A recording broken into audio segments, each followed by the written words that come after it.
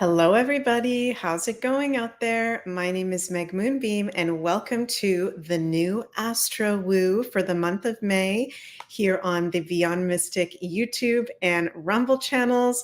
I am so happy to be here with you guys to talk about the most positive month of the year.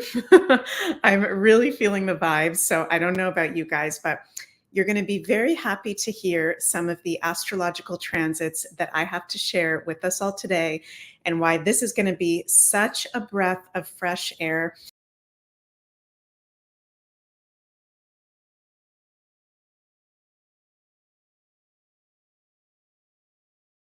Oh my God. Sorry, you guys. I just got kicked out of StreamYard again. Can you guys let me know that you can see me? That happened, I think, 2 days ago as well. So can you guys let me know in the live chat that you can see me and hear me okay? Patricia AA says, here we go. Jill says, I see you. Okay, sorry about that, you guys. Something funny going on with the streaming platform that we have here. But anyways, you guys can see me. So awesome. Let's just breathe that out. We are letting go of the chaos, the intensity, the Mercury retrograde, the eclipse season, and we are stepping into such a magical month. So we are going to get all into it. Before we get into it, you guys, just want to mention, as always, please remember to like, share, and subscribe to the Beyond Mystic YouTube channel as well as Rumble channel. And we are also simulcasting on X. And I can see all the comments now from YouTube, Rumble, and X. Ria from Netherlands, hello, nice to see you. We've got people, soul family from all over the world. Thank you so much for joining me live or whether you're watching the replay. And also, you guys, if you'd like more of a personal astrology reading with me, my astrology consultations are available over at consultations.beyondmystic.net. And I just added a few more availabilities for June, and then I'll be fully booked until the end of July and going into the summer. So if you would like more of a personal reading with me, I do offer at the moment birth chart readings, personal forecasts looking at your year ahead, as well as solar return readings. And also, you guys, want to mention, last housekeeping thing is I am hosting Astrology Level 2 at the moment over at the Beyond Mystic Academy, and we're having so much fun. Everyone that's joining me in this course going deeper into the Western astrology. And we're focusing in this level on aspects, degrees, asteroids, advanced interpretations, and some more fun surprises. So if you're feeling the call to learn more about Western astrology, go to the link in the description box of this video and check out Astrology Level 2, where from now, May, all the way until the end of June, every Friday at 1 p.m. Eastern, I'm doing a live class. And I think we've already done 4 classes. 2 of them were pre-recorded, 2 of them were live. So lots of magical information that I'm very happy to share there. Okay, so how's everybody doing? Ocean says, so excited to start a new month with big goals and dreams. It's so exciting. Well, I am very excited as well. As I said, I feel like this is the most positive month of the year astrologically. And I also want to say happy birthday to all the May and Gemini, Taurus, and Tauruses and Geminis, May, Geminis, and Tauruses. You guys are going to have really amazing aspects in your solar return charts, which are the charts that show us the energy and influence for our whole next birthday year. So you guys are really lucky duckies with all of the transits that we've got going on. So I want to start off with sharing with you guys some of the key astrology dates for May of 2024 and why I sound totally crazy telling you guys this is the most positive month of the year. Okay, so we actually start the month off with a little bit of an intense energy. Okay, we've got, well, actually, today's I'm filming this video Wednesday, May 1st. And going into May 2nd, 3rd, 4th, we've got Venus square Pluto, which is pretty intense. And on May 2nd, Pluto goes retrograde in Aquarius and will be retrograde until October 22nd. So we got Pluto going retrograde, where we will be feeling the influence more of Pluto for more or so of the rest of the year. But I feel like that's not really going to kick in until June because we've got really beautiful transits happening in May. On May 7th, we've got a beautiful new moon in Taurus that I'm going to talk about with you guys. May 13th, we've got a Uranus cazimi. The sun is going to exactly conjunct Uranus. May 15th, Mercury enters the sign of Taurus. May 18th, Venus conjunct Uranus on the same day as a Jupiter cazimi. And a cazimi, you guys, is when a planet is exactly conjunct the sun. So sun conjunct Jupiter with Venus conjunct Uranus on May 18th. Very, very magical. And then on May 20th, the sun enters Gemini. We step into Gemini season, which is very fun and social and light. And May 23rd, I'm really excited to feel the energy of this day. We've got a full moon in Sagittarius with one of the most positive aspects you can have in astrology, Venus exactly conjunct Jupiter on that same day of a full moon in Sagittarius, which is the sign of luck and positivity and expansion. And on the same day as an exact sextile between Neptune in his home sign of Pisces to Venus and Jupiter. So this is really special, magical aspects and transits happening all through the month with a very positive new moon in Taurus, Jupiter conjunct the sun, Venus and Jupiter conjunct, this beautiful full moon in Sagittarius. And then when we get closer to the end of the month, on May 25th, Jupiter enters the sign of Gemini. So we've had Jupiter in Taurus for the whole past year. And we're about to start having the transit of Jupiter in Gemini, which you guys are going to feel is a very different energy and frequency. So very, very exciting stuff. Hi, Linda. Linda, who's here live, says Uranus, Sun, cazimi should be entertaining. Yes, I agree with you. Uranus is the planet of shocks and surprises and the future, the age of Aquarius conjunct the sun. That is definitely going to be a very surprising and interesting day for sure. So those are some of our key dates that we've got coming up for the month of May. And first thing that I want to dive deep into with you guys is going to be the new moon in Taurus on May 7th, May 8th. And what I'm going to do is talk deeply about the new moon in Taurus, then the full moon in Sagittarius this month, then what Jupiter moving into Gemini means. And then I'm going to do mini readings for each of the 12 sun, moon, and rising signs for the month of May. So we're going to be going over a lot of information in this new Astro Woo because there is a lot going on. So on May 7th, May 8th, we've got this beautiful new moon in Taurus, which is a very powerful, positive manifestation portal. That's what I'm calling this new moon in Taurus. Powerful, positive manifestation portal for our long-term goals and intentions. New moons are times of new beginnings and setting our intentions and fresh new energy. And it's in the sign of Taurus. Taurus rules the beauty and enjoyments of life and the financial system, food, nature, things that are beautiful and make us feel good. And the sign of Taurus reminds us that it is a blessing to be alive in a physical body on the planet at this time.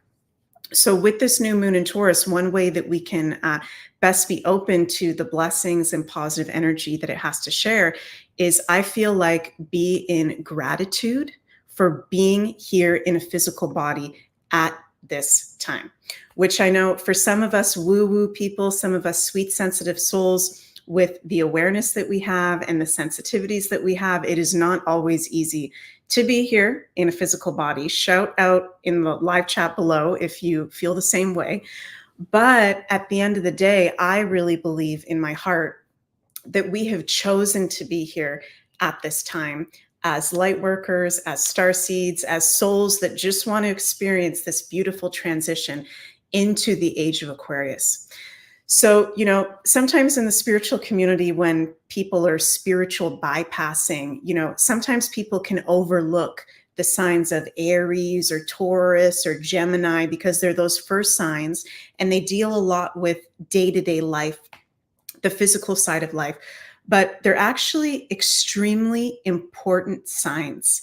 It's a blessing to be in a physical body, which is about Taurus. It's a blessing to be a soul that's able to experience eating food and smelling things and hearing music and having sex and going out into nature and hugging a tree and physically feeling the sunlight. These are things that we don't experience when we're not incarnated. So Taurus is a really beautiful energy and archetype that I feel like this new moon in Taurus is a beautiful time to get out into nature, to connect to Mother Earth, to see what blessings want to be shared with us during that time. And it's an amazing, as I said, powerful, positive manifestation portal for long-term goals, specifically around the enjoyment of life, our finances, which are ruled by Taurus, and also our values. So this new moon on May 7th, 8th is happening at 18 degrees of Taurus, okay? And 18 degrees is a Virgo degree. And in Nikola Stojanovic's degree theory, it's actually, he calls it the degree of misfortune, okay? So it can be a challenging degree, but I feel like, the moon is exalted in the sign of Taurus. The moon is very positive in the sign of Taurus. We've got the dispositor of the new moon, Venus, in her home sign of Taurus. We have the new moon in an almost exact sextile to granddaddy Saturn. Just very positive things going on where I feel like it actually outweighs the fact that this is at 18 degrees. But with it being at 18 degrees, that can show that there is a challenge to stepping into, some of our values or dreams or long-term goals that we want to create, which isn't necessarily a bad thing, right? Jism says, it is very difficult to be in body, but I'm staying to help as many people as possible. Thank you so much for sharing that, Jism. And I feel like what you just said is exactly kind of what this 18 degrees on the new moon is kind of about. Taurus is such a beautiful frequency, but it invites us to be fully grounded and in our bodies to receive the blessings and to best be able to manifest. But the truth is, it is challenging and difficult to be in a body at this time. So when we do get really present, when we go out into nature, when we meditate, when we do a new moon, meditation or ritual, there may be some things that come up. There may be some feelings in our physical body, in our emotions that come up that are kind of uncomfortable that we have to move through to be open to this frequency. Does it make sense how I'm explaining this, you guys? I really, really hope it does. But overall, this is a very beautiful frequency where it's an amazing new moon to set our intentions for the long term. And this Taurus new moon is also with Jupiter and Uranus in conjunction still in Taurus. So even though it can be challenging to be here alive right now, in a physical body, we are being assisted in stepping forward into the age of Aquarius. I'm hearing Spirit say, we will not fail. The love and the light will win. And we are being blessed, moving past kind of Taurian stagnation to move into the future with this new moon. We've also got the moon, as I said, is in sextile to granddaddy Saturn, as I like to call him. And Saturn rules the long term and time and our goals and hard work. So Saturn is assisting us in being able to create long-term goals and long-term plans and actually start to set those in motion. So I know that, with every new moon that comes, us astrologers are saying, it's time to put out your intentions. It's time to do a manifestation meditation or whatever. But this is seriously a really good new moon that we want to utilize to be doing that.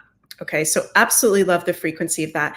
You're going to want to see where you've got 18 degrees of Taurus in your chart to see exactly what specific area of life is being highlighted by that new moon. And, what I also want to say with that is at the exact time of the new moon on May 7th and 8th, we've got Neptune in his home sign of Pisces at 29 degrees, the last astrological degree, a critical degree where, Neptune in Pisces, Neptune is the ruler of Pisces. It's very much about our dreams and what we visualize. So it would be really good to even do like a visualization, meditation, or ritual, and to believe in our dreams. Neptune in Pisces rules our dreams. How can we self-actualize our dreams? By yes, doing the visualization, by yes, doing the spiritual new moon practice, but by also integrating Saturn, what are the actions that we need to take to actually help manifest and make things happen? So I love the energy of this new moon. It is going to be so, so awesome. I'm definitely going to be spending time outside. I'm going to be barefoot wherever I am, connecting to Mother Earth, being in gratitude, and visualizing my goals and dreams, writing them down, saying them out loud, and connecting also to Mother Earth to see, like, is this in alignment for the collective, what I'm feeling, and feeling the feedback from Mother Earth and nature and the animals for messages and signs. We've also got the other lunation of the month is going to be a full moon in Sagittarius on May 23rd. And, you guys, this is a really rare month, okay, because it's not just very positive aspects like the Sun conjunct Jupiter and the Venus conjunct Jupiter and all these really cool positive aspects going on, but we've got two very, dare I say, lucky and auspicious and uplifting lunations. Both the new moon and the full moon are very, very positive this month of May, which full moons, you guys know, are our natural time of cleansing and release and letting go, but they also illuminate things to us in whatever, areas of life are ruled by the sign that the full moon is in. But, with this full moon being in the sign of Sagittarius, that's the sign that rules luck and expansion and optimism and opportunity. And at 2 degrees, which in Nicholas Stojanovic's degree theory is the best of, to be the best at something or the supreme degree, and it is a Taurus degree, being at 2 degrees.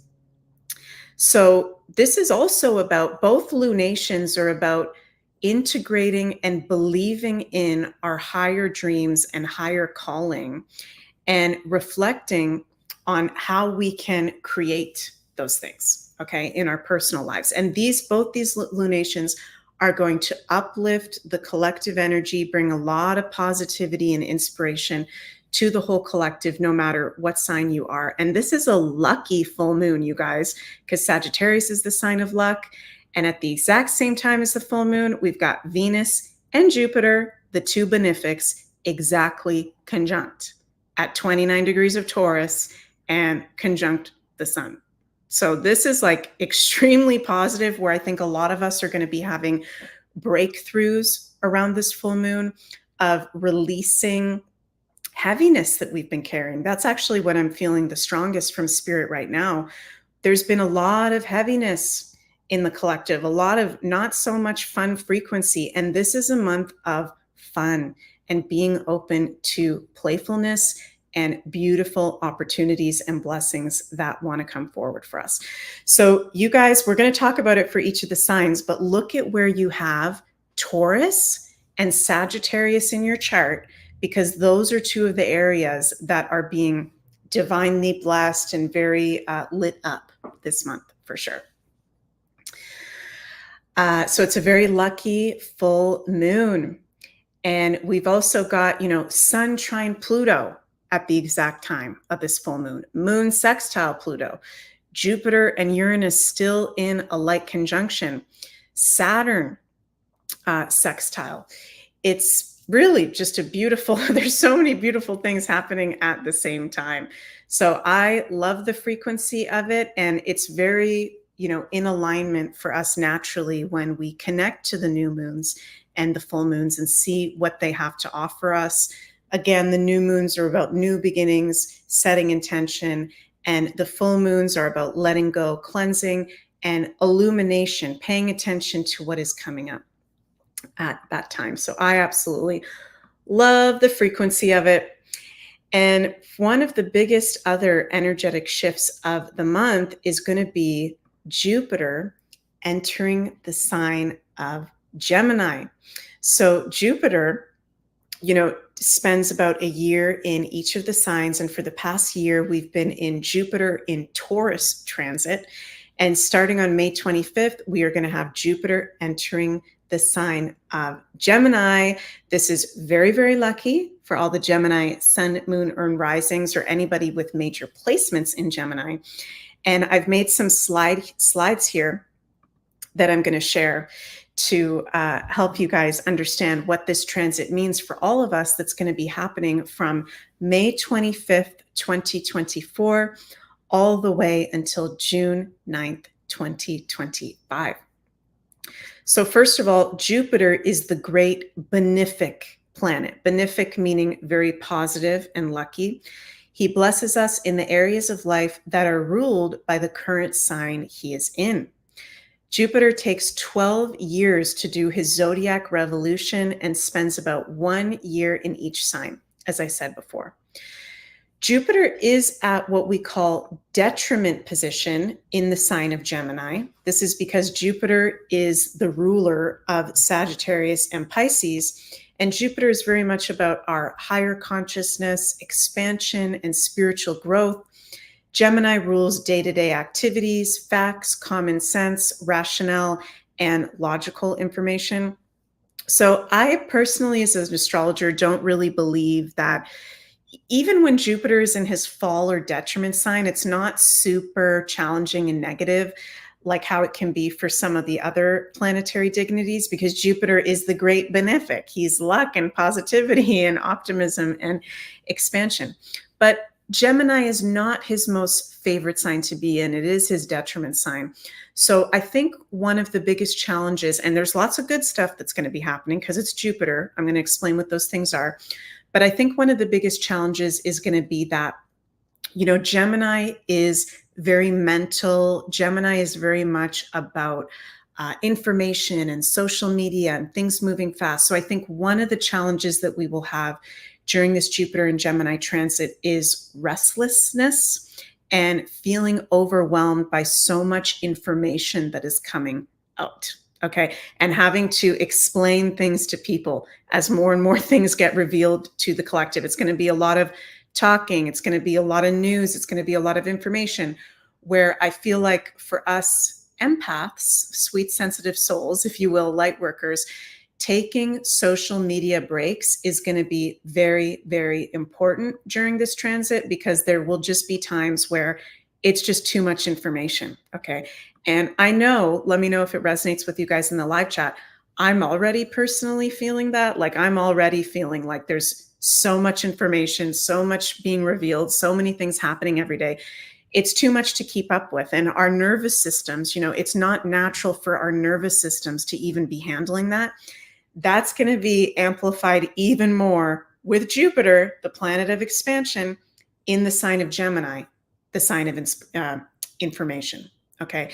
And if you guys haven't checked out, I'm going to do a shout out right now to Alin, who just joined the Beyond Mystic team. She's just put out this polyvagal workshop over at beyondmystic.academy that's all about managing our stress responses and managing, the fight or flight, am I saying that right? Frequency that a lot of us have been in. Okay. So if you're already feeling like you're in a sensory overload because of all the information that's been coming out, Go check out Alynn's workshop. She's absolutely amazing at what she does to help calm our nervous systems. I haven't started her workshop yet, but I'm definitely going to be doing this since especially I work as an astrologer, talking to people all the time, keeping up to date with what's going on. It's going to be a lot. So taking care of our nervous systems, doing therapeutic practices to calm stress, taking social media breaks is going to be very, very important during this transit for sure. But Jupiter is always more positive than negative in whatever sign he is in. Jupiter in Gemini transit is very positive, super positive for the Gemini sun, moon, and rising. So you guys are going to be lucky duckies for the whole next year, starting on May 25th until June 9th with Jupiter in your sign. Also in your birth chart, if you have Jupiter in Gemini, you are having your lucky ducky Jupiter return, okay, where it brings a uplifting frequency and vibration to your whole life. When you're going through your Jupiter return, it's a very positive time for enjoying life, for doing long distance foreign travel, for learning courses, expanding your knowledge, higher consciousness activations. So congratulations to all the Geminis who are about to have Jupiter entering Gemini. But I'm going to go through all the signs, what it means for each of the signs. Jupiter, the planet of expansion, expands whatever areas of life are ruled by the current sign he is in. As I said, Gemini rules information, learning, socialization, local community, day-to-day gadgets, activities, and friends, siblings, and cousins. And it's also busyness, okay? So we're going to be feeling like a whole lot is going on, and it's going to be overwhelming at times. Now, I was doing a little bit of research because I'm a crazy Scorpio astrologer, and I was looking at what happened the last time Jupiter was in Gemini. Okay, so the last time Jupiter was in Gemini was 12 years ago, from June 11th, 2012 to June 25th, 2013, during the prophesized time period around December 12th, 2012.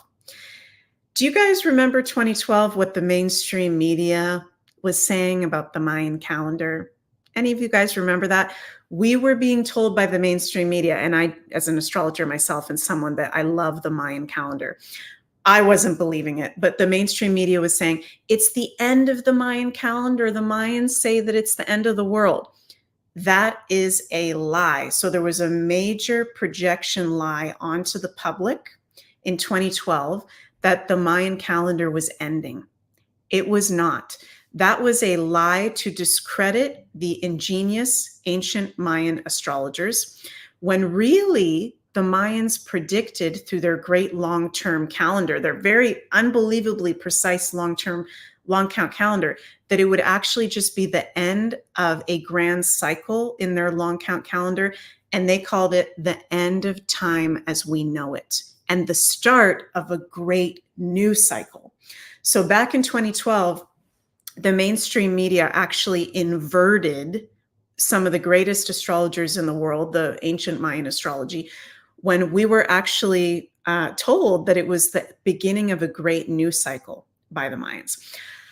I find this really interesting. I find it really, really interesting that we're here in 2024. We've got Jupiter is going to be entering Gemini, and it's now been 12 years. It's now been a whole Jupiter cycle since December 12th, 2012, which the Mayans said would be the end of time as we know it. Okay. So I don't know about you guys. Let me know in the comments. But for me personally, 2012 was actually the year when I had like my starseed awakening, and my whole life changed in 2012. And I know a bunch of people around me that also had huge life changes, spiritual awakening, start seed shifts in 2012, a lot of people around me. So let me know what that year was like for you in the comments. Things have really never been the same since 2012, if you've been really paying attention to it. So we've been in a whole Jupiter cycle. We've gone through a whole Jupiter, what I'm feeling intuitively to say is initiation. Okay, so what I've written here in the slide is we are now 12 years after 2012 and 12 years into this great new cycle that the ancient Mayas predicted. It has therefore been a whole Jupiter cycle since 2012. Jupiter has a zodiac revolution of 12 years. What will Jupiter, the planet of spiritual growth, wisdom, expansion, and luck, reveal to us this Jupiter in Gemini transit?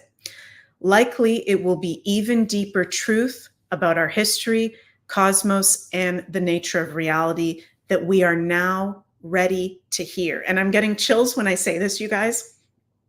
When I was creating the notes for today's video, I was feeling, if that was the start of, and this is my ego, Meg's ego, I was asking Spirit, if that was the start of the new world, why didn't everybody just wake up at the same time?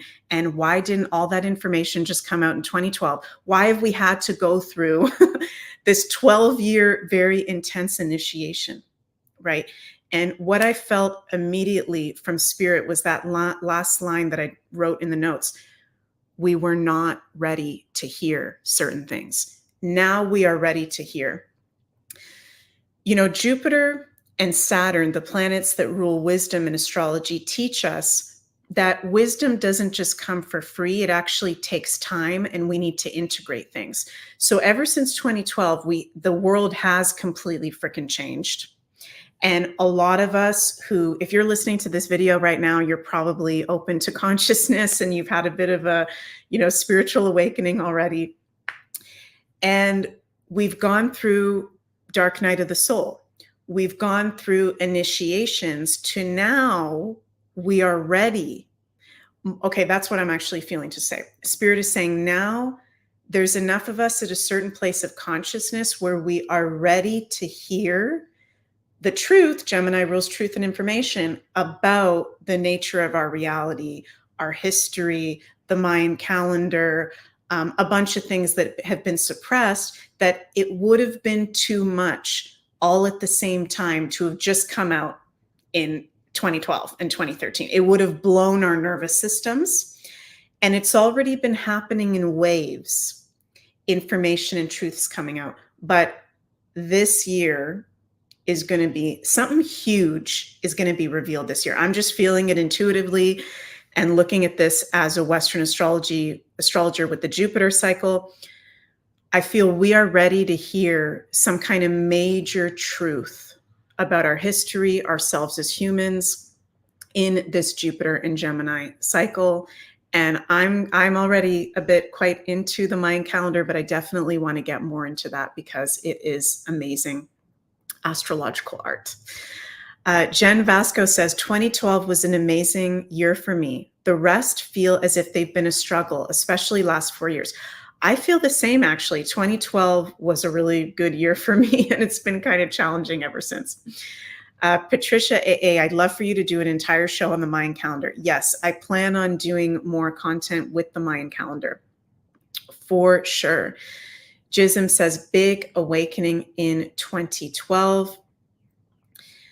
So yeah, a lot of you guys are saying you felt shifts happening in 2012s. That makes sense, Meg. I don't think many people would have made it from the shock back in 2012. Yeah, it would have been too shocking for everything to just happen at the same time. So we've been through time, initiated to the point now where we're going to be ready to hear certain things. So this is exciting. Also, with Jupiter being in Gemini, in our personal lives, it is a very positive time to spend time with friends, siblings, and cousins, all ruled by Gemini. Also spend time in our local community, ruled by Gemini, and we are being divinely blessed when we do so.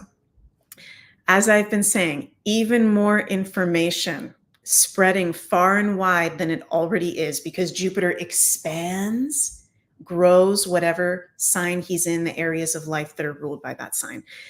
So this is a whole lot of info that's going to be coming up, and any forms of censorship, if any, are being tried, will not be able to stop information that is rooted in truth, fact, common sense from spreading worldwide throughout the public. So guys, don't worry about if there is going to be any censorship coming out, because it's not going to be able to work in the long term. And there will be things like Rumble. There will be alternative, maybe even new social media platforms coming up for us to share things. Also, very quickly, Gemini rules quickness, more people waking up from information, truth, news, spreading like wildfire on information that has been suppressed. The truth cannot be stopped, and the truth always wins. Even for people that are awake, it will be so much continued information being released, truths being revealed, that social media news breaks, social media breaks are a good astrological remedy during this time, as I said. And my last slide on Jupiter and Gemini, I predict that new form of social media being used by the public that is rooted in truth and freedom of speech will be coming out, and or current social media platforms will be forced to do the transition into supporting freedom of speech to stay relevant and to stay in business. Herr Miller says, truth is a force of nature. I love that. You are totally right on with that. Also, because Gemini rules school and early education and learning, there will be positive developments for early education and for children. Kindergarten, elementary school, perhaps teachers or education facilitators start to band together and say enough is enough of this woke agenda, and things actually start to get changed in that regard. And also what's really cool, I'm very happy to say, as a Canadian, in the astrology chart for Canada, Canada has its moon at 28 degrees of Gemini in the third house of Gemini.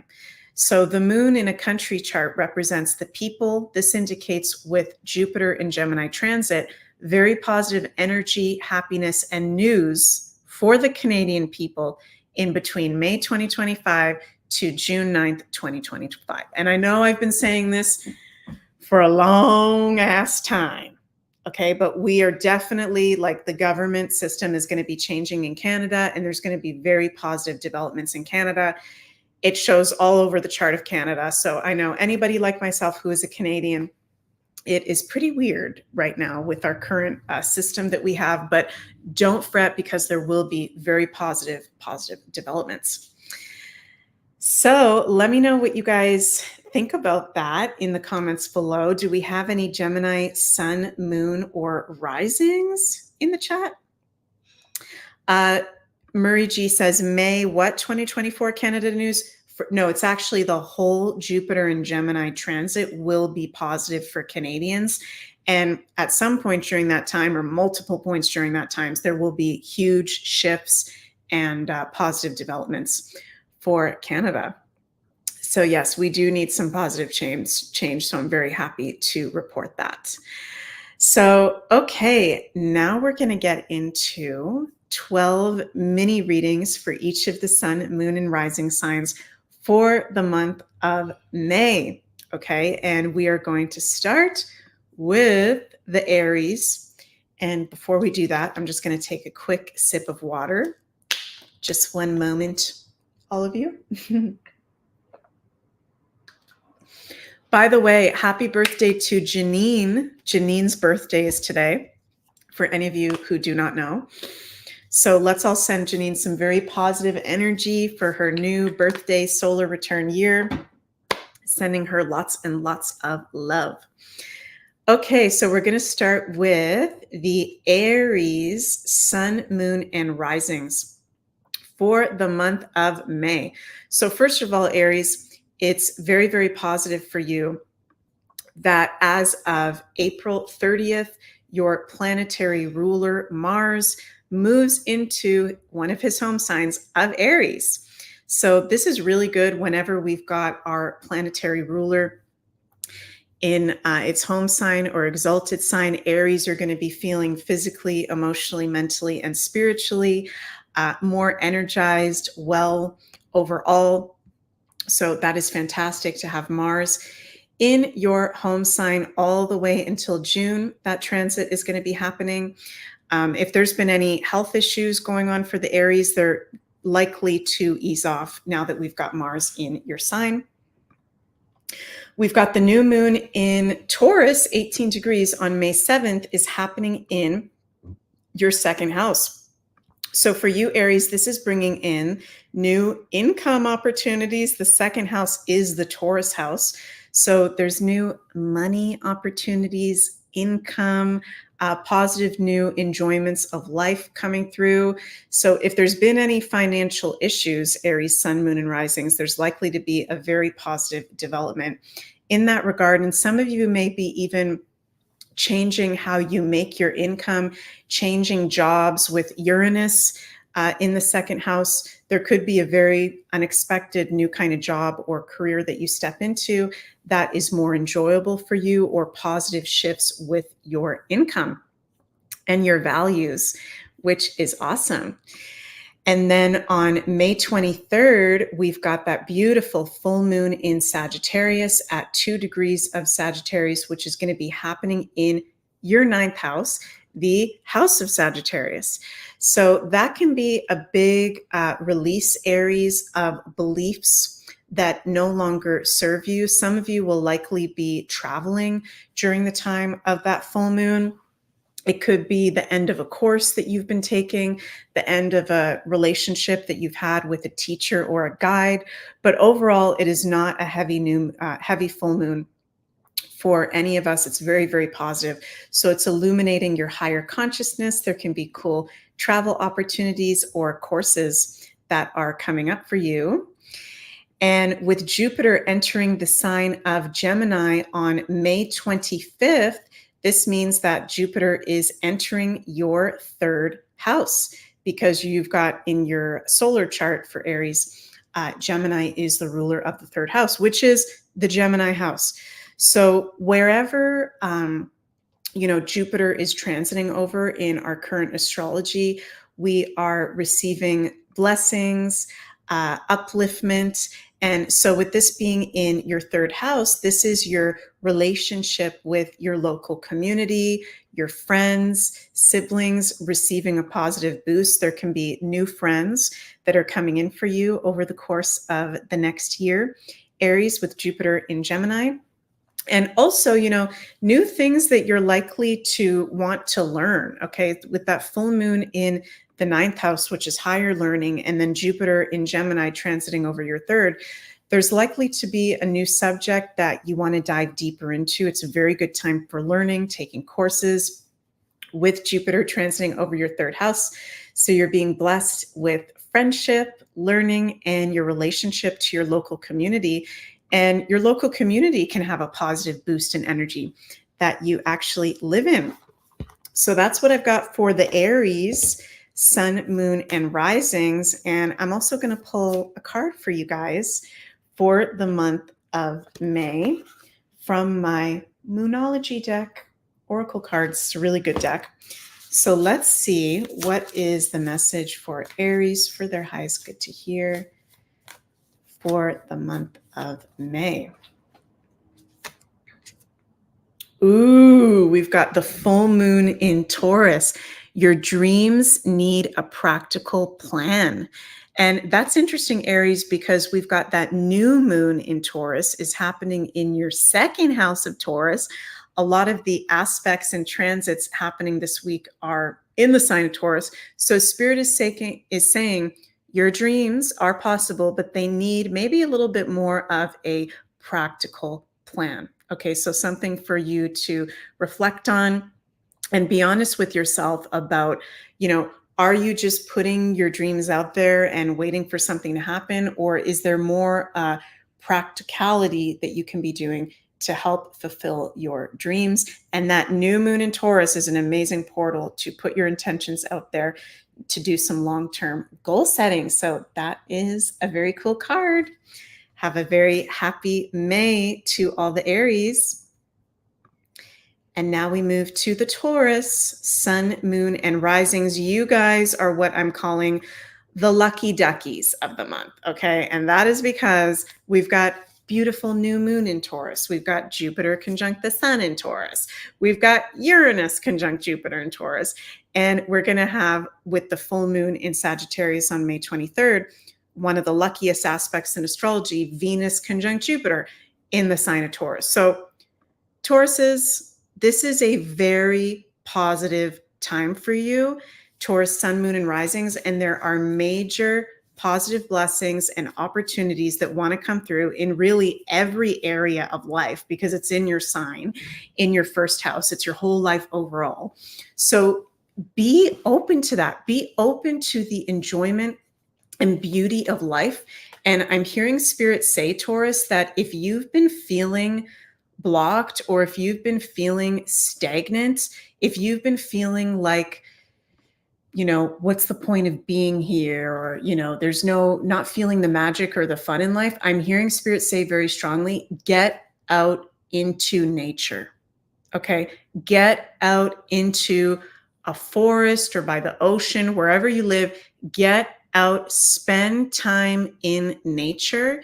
And I'm feeling Spirit say there are major insights that are going to come through for you and clarity. And it's going to clear your energetic field and help you to be open to the beautiful opportunities that are going to want to come through. And, Taurus is about money and the enjoyments and beauties of life.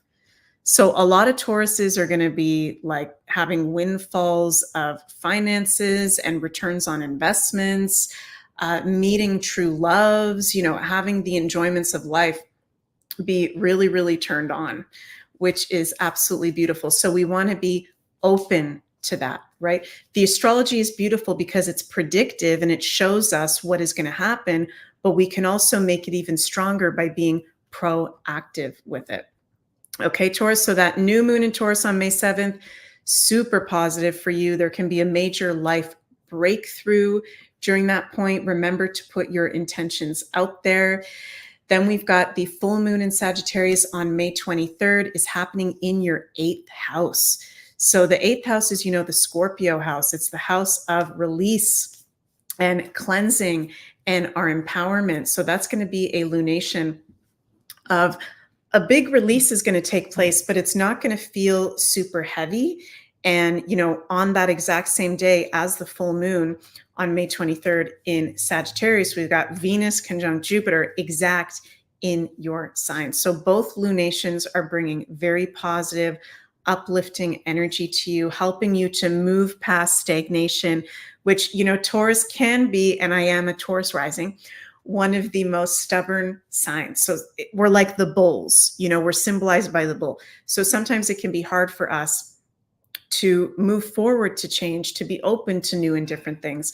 But that full moon in Sagittarius in our 8th house is going to cleanse out any stagnation. It would be a really good time to do an energy clearing, to do any real deal spiritual work to best utilize that frequency. And also, if things are not positive enough for the Taurus sun, moon, and risings, when Jupiter enters Gemini on May 25th for the whole next year until June 2025, Jupiter starts to transit over our 2nd house, which is the Taurus ruled areas of life, the house of income and material possessions and enjoyments and our values. So Tauruses are really accumulating more wealth and abundance. And it's important to be clear, Tauruses, on, is that just coming from, an ego place, or what is it that you're going to be doing with the money that is going to come forward? Are you doing things that best serve the planet? And I think most of you guys are, but I'm just saying to be clear, are you, with the abundance that's going to come through, help the collective as we shift into the age of Aquarius? What is it that you're going to do with abundance that's going to come forward? Because it's coming forward. And Jupiter over the 2nd house also over the course of the next year uplifts our value and uplifts our self-esteem and overall enjoyment of life. So it is just really, really positive for the Tauruses. Let me know, Tauruses, in the comments how you guys are feeling as we enter this magical month for you of May, where you guys are very much kind of like the stars of the show. Okay, now I'm going to pull a card for the Tauruses for the month of May. What is the message for Taurus, sun, moon, and risings? Highest good for May. Dun, dun, dun. We've got the same card As for the Aries, watch this card come through for everybody. Wow. So I feel like when a card comes through for more than one sign, Divine Warrior Flight says, terrific. I love that. It is a message for all of us. Okay, all signs, not just the Aries or the Tauruses. So take this in. Everybody, your dreams, our dreams need a practical plan. Okay. And I feel like Taurus, I feel like for some reason, some of the Tauruses out there intuitively may be having like a self-worth issue, or it could be feeling weird because we have been having Uranus in his fall position of Taurus, which is really unstable. Create a practical plan for yourself. Get grounded, get out into nature, and know, Taurus, that you are worthy and it is safe for you to be successful. It is safe for you to be abundant. We actually need beautiful light workers like you to be in an abundant space to help rebuild this world that we are in. If none of us are abundant, then life kind of sucks. If we can't pay for food, if we can't pay for things that make us feel good, not that material things are the most important thing, then how are we going to build this new world that we are going to live in? Right. And Tauruses, you guys are going to be a big part of that because you're the builders and you're the maintainers. So your dreams need a practical plan. And also all of us, that's something for us all to take in because it's now kind of come up twice. Your dreams need practical plan. Exciting. So Tauruses, I'm sending you so much love. Happy May. And now we're going to move to the Geminis. Thank you, truly, Lynn, for your very sweet comment on my husband. Yes, Jens is a very beautiful soul, and he's actually going to be doing his Expanding Consciousness show, weekly show on the Beyond Mystic Rumble at 5 p.m. Eastern today. So go check that out after today's Astro Woo. Thank you for the comment. Okay, now we move to the Geminis. Sometimes I start singing when I do these reports. So, Gemini, Sun, Moon, and Risings. We start off the month with Mercury going direct. Well, actually, Mercury is direct as of April 25th. So this is awesome because Mercury is your planetary ruler. And it's very nice when we've got our planetary ruler not retrograde. We can feel, things moving ahead, more stable. We can feel at our most optimal physically, emotionally, mentally, and spiritually. So good news is your ruler, Mercury, is direct all the way until August. We've also got a new moon in Taurus on May 7th, which is going to be happening in your 12th house for you Geminis. And this is a very magical new moon about putting out our intentions for our long-term goals. It is very, very supportive for us for manifestation work. And happening in your 12th house, this is the house of spirituality and spiritual practices. So definitely, Geminis, it's an alignment for you to utilize the energy of that new moon. Do something magical to connect to its energy. Do a meditation, do a ritual, go to a sacred site, go to a special place, go to a spiritual event to be in that beautiful frequency and vibration and see what it has to offer you. There can also be blessings of spiritual or intuitive gifts coming forward more stronger for you. Creativity is going to be on fire during that new moon as well. And the 12th house rules being behind the scenes, rest and recuperation. So actually spending time relaxing a little bit behind the scenes would actually be good for you around this new moon. Even though I know you Geminis like to be social and like to be out there doing things. Then we've got the full moon in Sagittarius on May 23rd is happening in your 7th house. So there can be a completion or release having to do with a commitment that you've had up until this point or a committed relationship. Some Geminis may be going through breakups, perhaps, or even divorces, but with a lot of the positive aspects at this full moon, Venus exactly conjunct Jupiter, really nice things going on. It's not super heavy, whatever is being released. And you're actually being blessed when you're being honest with yourself about if there are commitments or relationships that need to be let go. And it's not going to be long until new ones pop up for sure.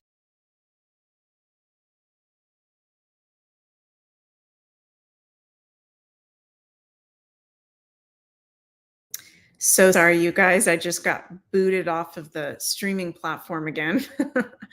But I am back, so you guys should be able to hear me.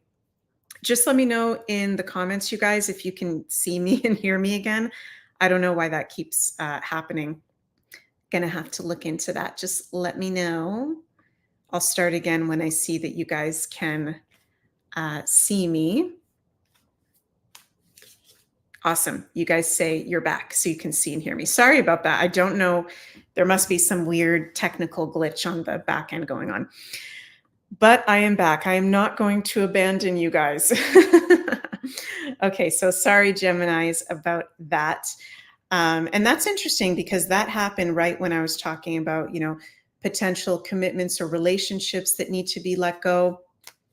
So just being honest with yourself about if there is anything like that that needs to be released, but there are new commitments, new relationships coming forward as blessings with that full moon.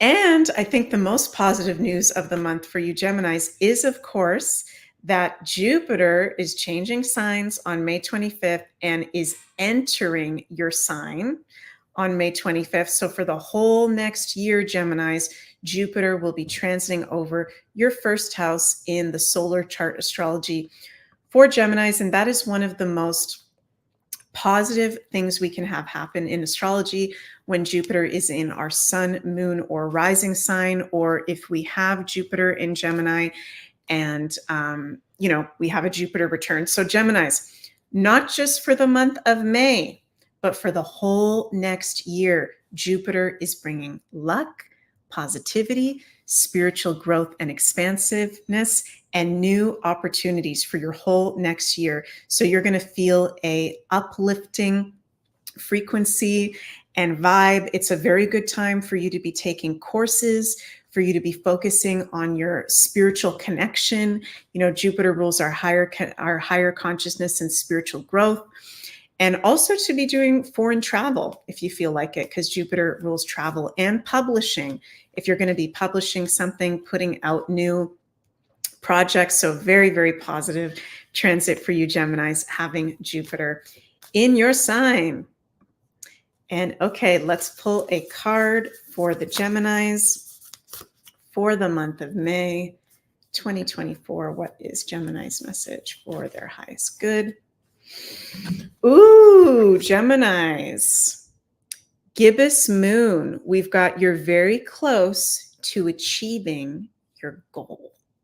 That is awesome. So Geminis, if you've been feeling like something has been stagnant or not working properly, taking a long time, as soon as Jupiter enters your sign, things are kind of just going to start working out a lot more positively. And Spirit is saying that whatever goals you've been working on, you're very, very close to achieving them. So that is very, very positive. Let me know, Geminis, if you're already starting to feel that Jupiter frequency come through or what it is that your goals and your dreams are. Put in the comments below to help activate them and amplify them. So sending lots of love to you all. And now we move to the Cancers. Just going to take a quick sip of water, you guys.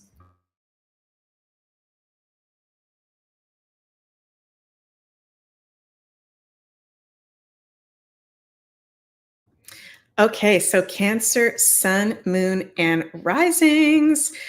Welcome to the month of May, which is, as I've been saying to everyone, the most positive month of the year with all the beautiful aspects and transits that we have happening. We start off the month, which, by the way, for the whole month, you're going to be feeling pretty darn good because you guys are ruled by the moon. And both lunations of the month, the new moon and the full moon, are going to be very positively aspected. So you guys, you're going to be feeling actually good with the new moons and full moons, whereas a lot of the time for Cancers, they can feel really intense. or tired during the full moons or new moons that can happen. So for Cancers, we've got the new moon in Taurus on May 7th and 8th is happening in your 11th house. We're also going to be having that Venus conjunct Jupiter in your 11th house. A lot of planets in Taurus in that 11th house. So, new moons are about new beginnings, fresh new energies, blessings coming through. And the 11th house is about friendship, community, our goals and dreams and wishes, the Aquarian ruled areas of life, and innovation and invention.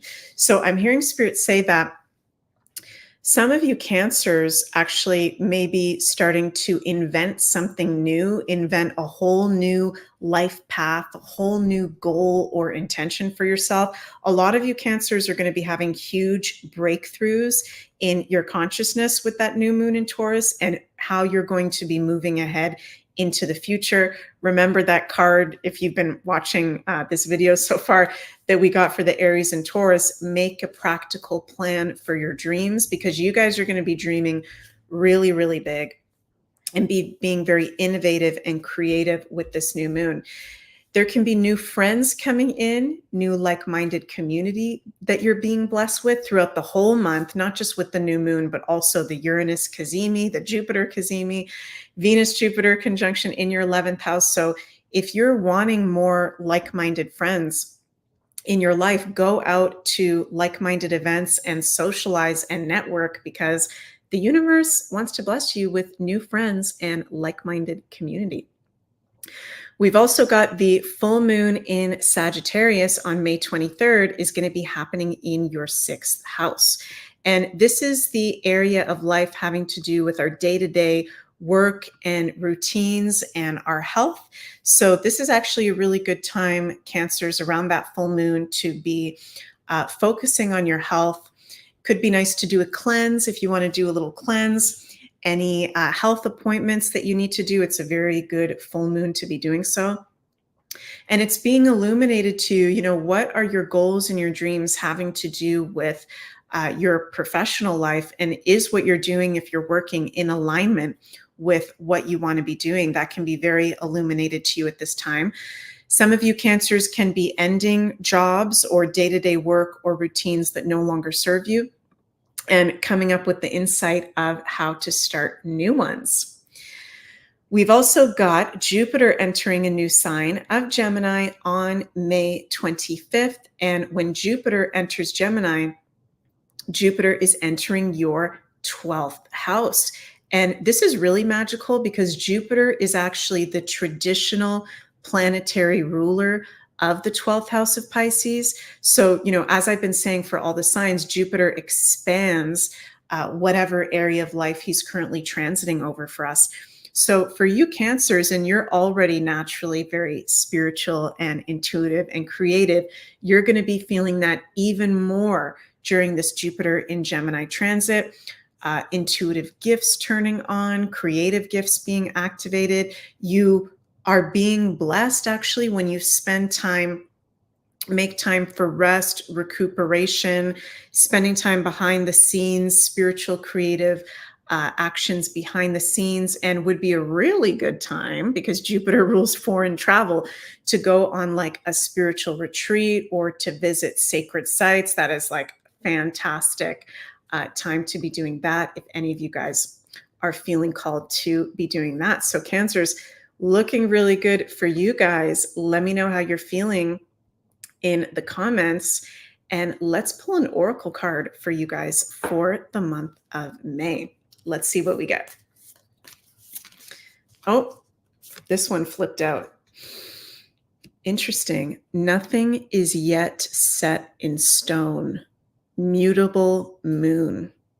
Wow. So Cancers, and that's really, really cool, because with so much happening in your 11th house of Aquarius, Aquarius is very open to change and innovation and creating new mindsets and ways of doing things.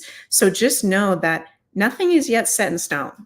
Just because I'm hearing Spirit say you went to school for a certain subject, or just because you've had a certain career in something so far, or just because something has been a certain way doesn't mean that it needs to be that way forever. And I feel like there's a lot of shift going on with cancers, which is so much in your 11th house and also in your solar chart. I know at the top of my head, you've got Pluto in your 8th house now since he entered the sign of Aquarius. So that's huge transformation. A lot of you are shifting your lives and mindsets, and know that anything is possible. Nothing is set in stone. Follow your heart, follow what you're being guided to do. So I love you, Cancers, so, so much. Hope that resonated. And now we're going to move to the Aries.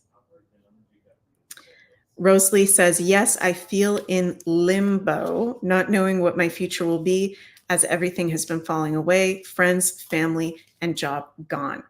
Yeah, there's a lot of shift going on, but know that as we let go, we're opening up to new energies coming forward. So I'm sending lots of love to you, Rosalie, and everybody out there. Okay, now we're going to move to Leo.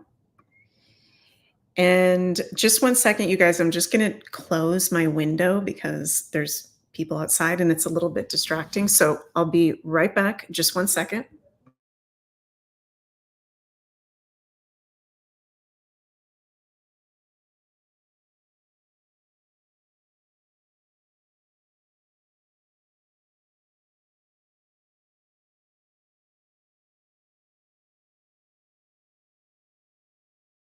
Okay, sorry, you guys, just had to close my window. Okay, now we move on to the Leo sun, moon, and risings. Leos, how are you guys feeling? This is a really beautiful month for all of us, and let's get in what it means to for you. So we're having a lot going on in your 10th house, the Capricorn ruled areas of life. We have the new moon in Taurus in your 10th house, the Venus Jupiter conjunction, the Uranus Sun conjunction, the Jupiter Sun conjunction, all in your 10th house of work and career and your legacy. So this is very positive energy and blessings coming through for your career, for your work, for your public reputation, how you're being seen, and your long-term goals. A lot of you Leos will be receiving promotions, new work opportunities, or even wanting to start your own new jobs, stepping into entrepreneurship, which can be very positive for a lot of the Leos that are feeling called into that. So it is in alignment for you to be shining in your work and to be open to beautiful opportunities coming in that area. This is also bringing upliftment to your parents and any authority figures that you have in life, because those can be ruled by the 10th house as well. So you guys can be working hard, and you're being blessed when you're actually working hard towards your career, whatever you do work-wise. And then we've got the full moon in Sagittarius on May 23rd is happening in your 5th house. And the 5th house in astrology is the Leo house. It's the Leo ruled areas of life. So this is really, really positive for you guys. And that's going to be a very fun moon where, I call the 5th house the fun house. It's very creative, confident, playful, fun, and romantic. Leos, there can be new love suitors coming forward for you. That time around the full moon can be a really good time to date if you're single, to be creative, to showcase your gifts and talents out into the world. And in terms of healing, if you want to be doing any cleansing or release work, because that's what full moons are all about, including illuminating whatever areas of life they rule. Doing work around your inner child, because that's ruled by Leo in astrology, could be really in alignment and positive for you. And we've also got Jupiter changing signs on May 25th, entering Gemini. And when Jupiter enters Gemini, he enters your 11th house for the whole next year. So this is bringing in new friends, new like-minded community, new innovative creativity, ways of doing things.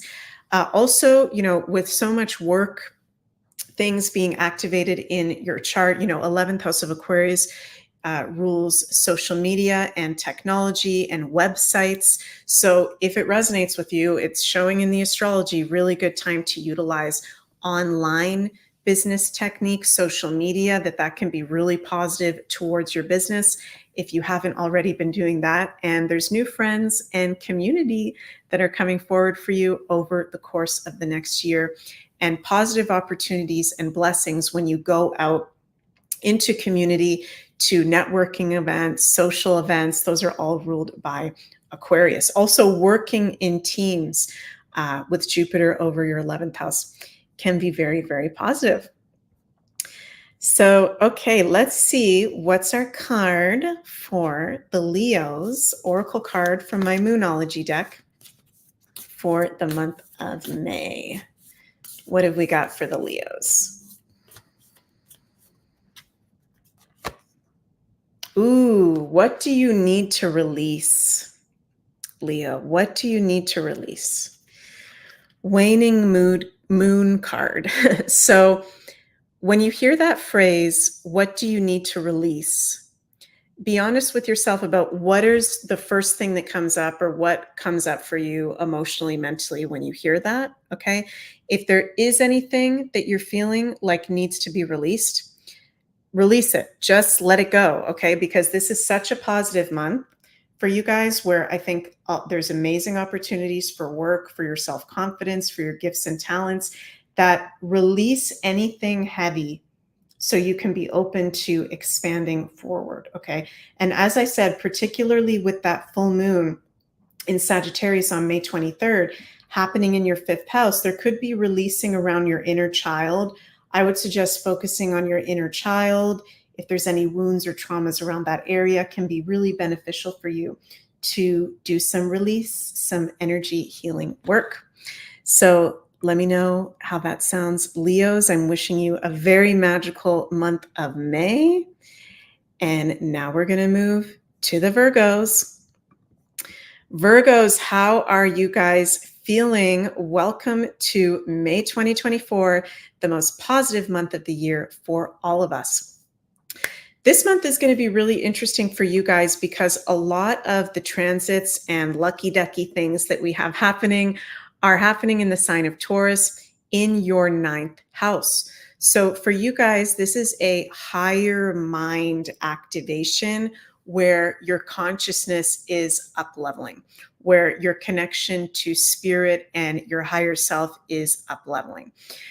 Many of you Virgos may be traveling over the course of May to a foreign location. It is a positive time for you to be traveling or to be expanding your consciousness through spiritual practices or learning, doing a course or a workshop, expanding your mind, expanding your higher mind, and believing in yourself. And, Virgos are very gifted at the practical side of life, and I think are actually very naturally intuitive in their own beautiful way. And I'm hearing Spirit say to you, Virgos, that many of you are more psychic than you may realize, and more spiritual or intuitively gifted than you may realize. Virgos, if you've been feeling to get more into the intuitive or healing arts, I'm feeling Spirit say this is a very good time to maybe do a course or a workshop around that, to go deeper into that and to believe in yourself, whether that's for yourself personally or professionally. Very good time to be publishing anything, Virgos, with all of those aspects and transits in your 9th house as well. Very, very positive energy, uplifting your mind and your beliefs. And then we've got on May 23rd, full moon in Sagittarius is happening in your 4th house, your house that is ruled by Sagittarius in the Virgo solar charts. And the 4th house is all about home and family, our emotional well-being, and our ancestors. So that full moon can bring a release or completion to that area of life.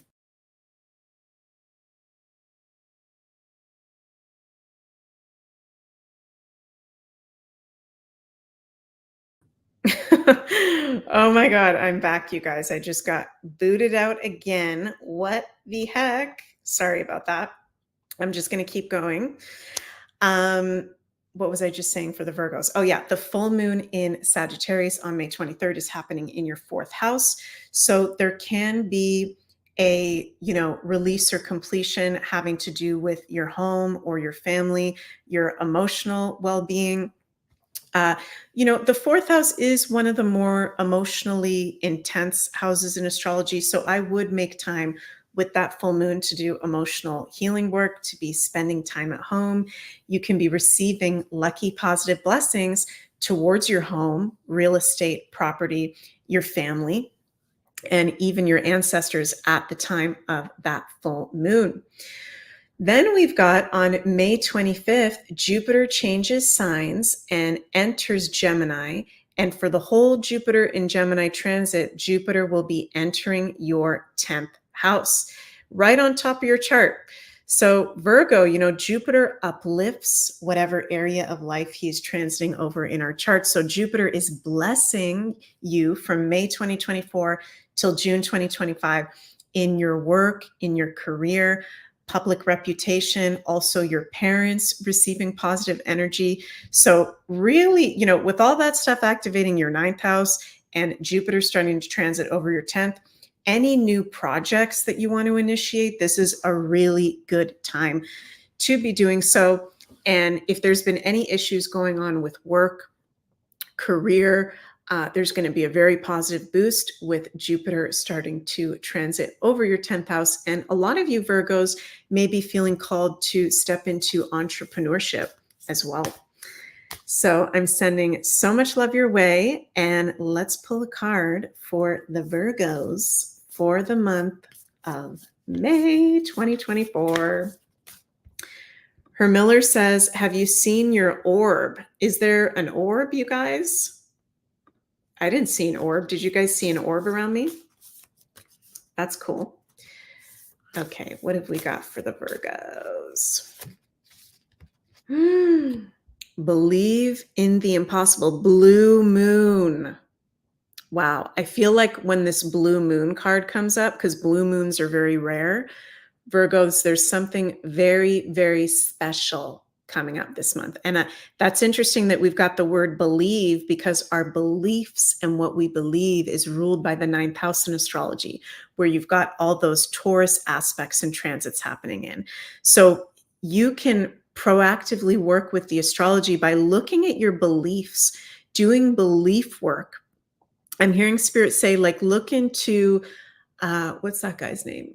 Joe Dispenza, who talks about your beliefs, different peoples and teachers and modalities about our beliefs, and that you can have big breakthroughs with that. Believe in the impossible, because anything is possible.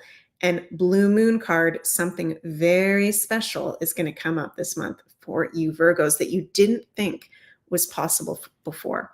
So that is absolutely very, very cool. And I see CeeLo Joe. Hi, CeeLo Joe says, holy cow, Meg, it's like you're reading my mind. Virgo here. Well, I'm happy that what I'm saying is resonating. And the astrology does not lie. Love it. So thank you, Virgos. And now we're going to move to the beautiful, lovely Libra sun, moon, and risings. So Libras, you guys have got all these different Taurus conjunctions and transits going on in your 8th house. This is very, very powerful for you guys, because the 8th house is the Scorpio ruled areas of life. This is the most intense sign in astrology that is about healing, transformation, the hidden side of life. So you guys are going through a really big breakthrough. And I'm feeling Spirit bring up about how, we've had the South Node in Libra ever since the summer of last year, 2023. So the South Node is what we're releasing and letting go. And it's been hard for the Libras because, Libra rules other people and relationships and commitments. So a lot of the Libras have been having total life changes that even might have been shocking or not expected, major releases. And it feels like with all these really positive aspects happening in your 8th house of Scorpio, it's a positive breakthrough and release of something possibly even karmic that you've been holding on to in terms of a relationship or maybe certain area of life that you've been giving your power away to. So Libra, this is a very, very positive shift for you guys, I promise, even though it's happening in your 8th house. Also, the 8th house rules hidden money. So, this is investments and inheritances and taxes and random money coming out of nowhere. So Libra, there's good news financially coming through. And I'm not a financial advisor, but just saying. So that's awesome. Major empowerment and transformation. And then we've got the full moon in Sagittarius on May 23rd that is happening in your 3rd house, which is the Gemini ruled areas of life. So, that is a very positive full moon in Sagittarius that is illuminating your local community, your friendships, what you learn, your day-to-day activities. And there's a positive boost happening in those areas. But there can also be a cleanse and release happening in those areas as well. I feel like all of your relationships, I hear Spirit say, is reflecting something back to you about where you're at and about what you're working on. Some of you may be letting go of, relationships in friendship that no longer serve, but there's new ones that can be coming forward. Definitely.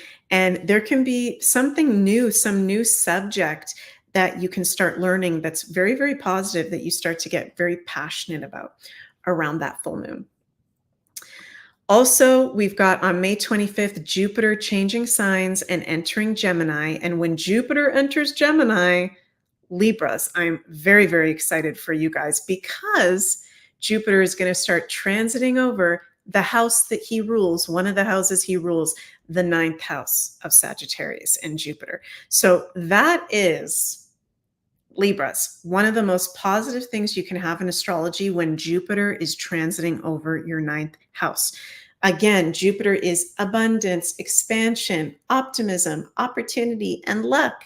So that is going to bring for your whole next year, even still with the South Node in Libra until January, some relief, some upliftment, feeling lighter, even though there's still a lot of life change and transformation that you are going through, okay? Very positive time to be doing foreign travel, to be taking higher courses, to be meeting new kind of teachers or guides or mentors. So I'm really excited for you Libras that you will be having Jupiter transiting over his home house for a year. That is very, very awesome. And let me see, now we are going to pull a card for the Libras for the month of May. What is the message for Libras for the month of May? We have got this a 3rd time. Can you guys believe it? We're not even through all the signs and we've gotten this a 3rd time. Your dreams need a practical plan. So Libras, your dreams need a practical plan. Okay, our dreams are coming true. Our dreams are being fulfilled. You've got Jupiter is about to be transiting over your 9th house. That is one of the most positive things you can have. What are your dreams? I'm hearing Spirit say, Libra, what are your dreams? Okay. With all this in your 8th house, it's teaching you to release and cleanse other people's stuff. Okay, that's been the challenge for Libras the whole past year, releasing other people's stuff. And Libra, it's not that you're weak, it's that you want balance and you're very psychically in tune to other people. I'm feeling Spirit say, let go of other people's stuff and reflect this month on what actually are your dreams. Not your partner's dreams, not your mother's dreams, not your daughter's dream. What are your dreams? What is it that you actually want to do from you? And what is the practical plan that needs to be implemented from that?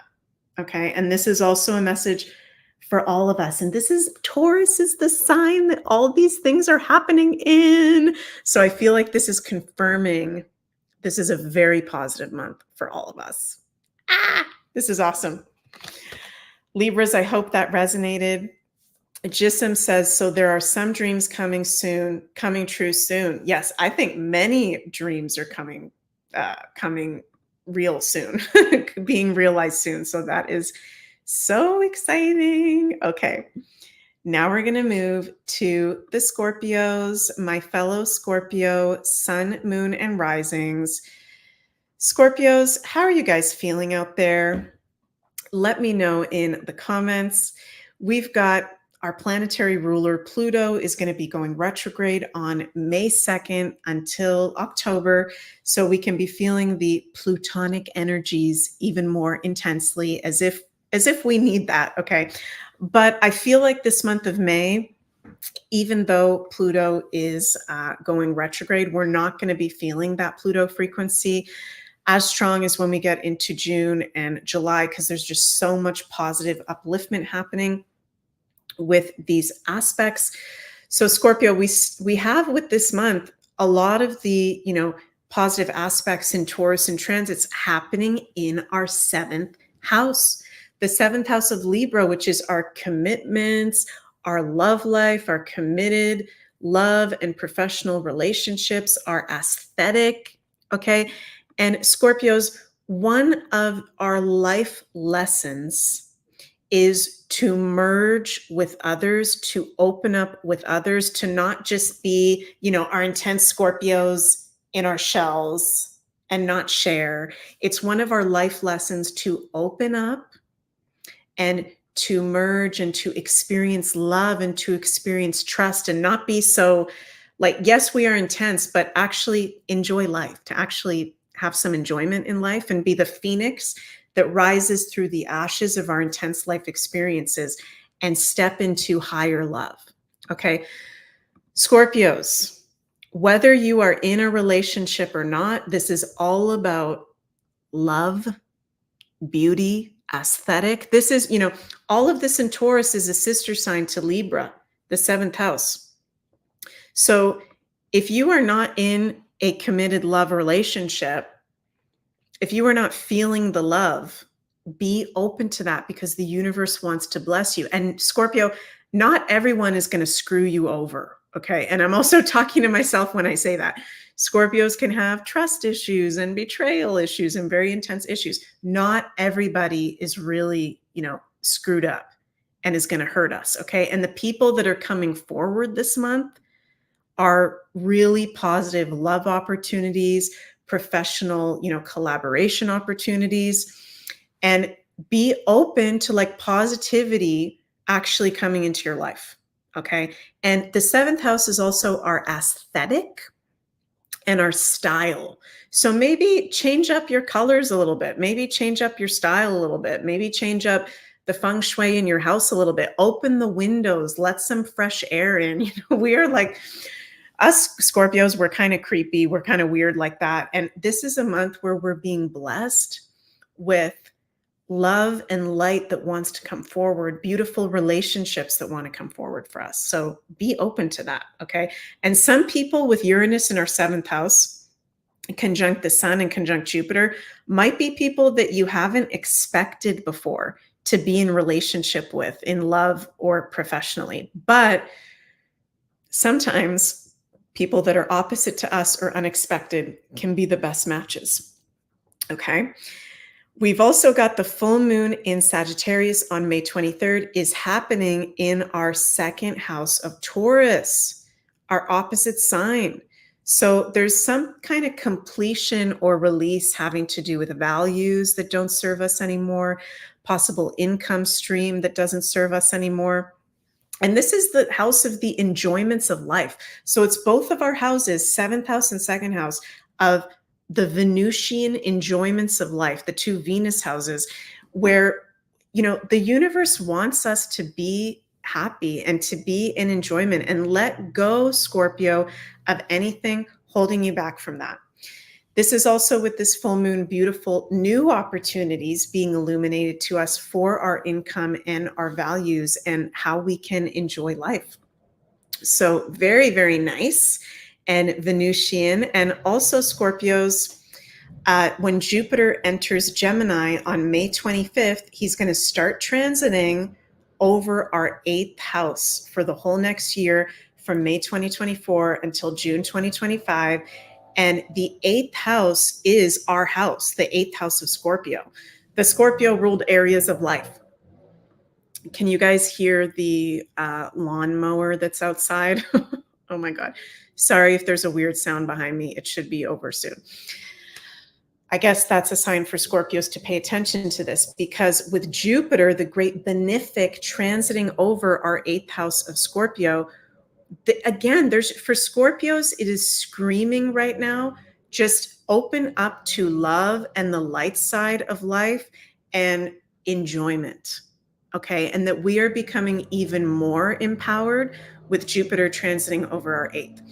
Over the course of that transit, there can be returns on investments, hidden money and resources coming out of nowhere, which is nice. That's what everybody likes to hear. Also, you know, we can be having really big healing and psychological breakthroughs with Jupiter transiting over our eighth house. So for me personally, as a Scorpio, you know, I'm always saying to people, and I am a Scorpio astrologer, you know, it's good to do healing work on yourself. And I do healing work, but I'm feeling really guided as a Scorpio to maybe do some psychotherapy or different healing practice than I've ever tried before. And with Jupiter over our eighth house of real deal healing, we can have beautiful breakthroughs over the course of the next year when we do self-healing and work on ourselves. So something for you to think about.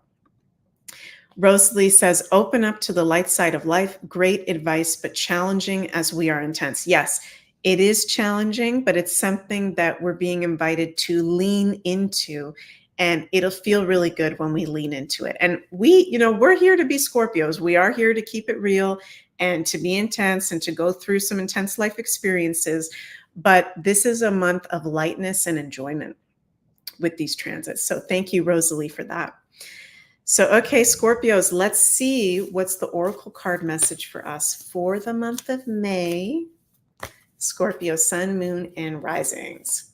If we get that Taurus card again, I am going to freak. Ooh, Scorpios. Step out of your comfort zone. North Node. I am really feeling this for the Scorpio. Like, okay. I don't know about you Scorpios, but I love the hidden side of life, the mysterious side of life, the paranormal, creepy stuff, intense life situations, you know, which is what, and that feels comfortable for us. And for a lot of the other signs, that is like uncomfortable. Whereas for us, it's comfortable, which is kind of weird. But exactly, DigiBean, for a lot of Scorpio sun, moon, and risings, stepping out of the comfort zone is actually the uncomfort of lightening up and doing things that aren't so intense or aren't so creepy or aren't so mysterious, you know, just going for a walk out in nature, doing things that are light in energy. Okay, we're being invited to enjoy life and not take things so seriously all the time. Cosmic Fairy Witch says, oh my God, Meg, you are talking to me. And I'm also talking to myself because I am a Scorpio. So stepping out of our comfort zone is, for this month, taking a break from that just such intensity and being in the light and the enjoyment of life and those opportunities that want to come through. Okay, so hope that resonates with you Scorpios. And now we're going to move to the Saggies, the Sagittarius, sun, moon, and risings.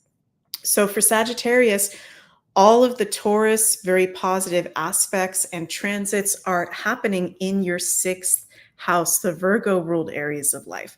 So you are being blessed this month with the new moon in Taurus, the Venus Jupiter conjunction, Jupiter Sun conjunction, Uranus Sun conjunction with your health and your day-to-day work and routines. If Saggies, you have been having some major health issues, there can be breakthroughs happening in that area of life during the month of May. With Uranus in your sixth house, I'm not a health expert, but just saying, with the medical astrology, Uranus in the sixth house is doing alternative remedies, alternative modalities, new innovative Aquarian ways of doing things to support with physical and mental health. And there can be huge breakthroughs when you do things like that this month. Also, there's a positive boost in your day-to-day work, in the routines that you have. So it's very much about getting grounded. And for Saggies this month, not like, like a lot of Saggies, I'm going to go to Bali and I'm just going to bring one little backpack and it's going to be an adventure. And I don't have to have, anything organized. I'm just going to go with the flow, which is beautiful. But this is a month of getting grounded, getting organized, focusing on your health, getting into a routine. And there are blessings that come through when you do so, if you're a Saggy that hasn't done that already. The full moon in Sagittarius in your sign on May 23rd is, of course, happening in your first house. This is your annual full moon in Sagittarius, and it is a very, very positive one, Saggies, okay, because we've got on the exact same day on that full moon, Venus exactly conjunct Jupiter, Venus and Jupiter in sextile to magical Neptune and Pisces. That is a day to mark down on your calendars. Okay, May 23rd, super, super positive. So Saggies, sun, moon, and rising, if you've been waiting to put out a new project, showcase your gifts or talents, be in the spotlight, that full moon, May 23rd, is an amazing, amazing day.